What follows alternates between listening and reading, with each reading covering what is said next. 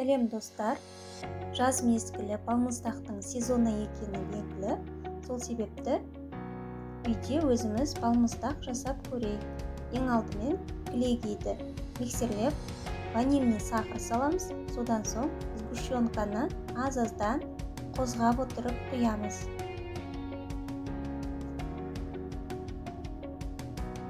Жақсылап бір араластырып аламыз. Дайын болған соң оны бір ыдысқа құйып, мұздатқышқа, яғни морозильникке кемі 5 сағат қалдырамыз. Немесе бір түнге салып қойсаңыз болады.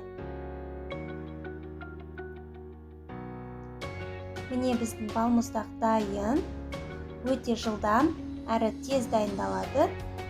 Дәмі керемет болып шығады. Міндетті түрде үйде жасап көріңіздер. Видеоны соңына дейін көрген болсаңыз, лайк басып, пікір қалдыруды ұмытпаңыз. Каналыма тіркеліп алыңыз.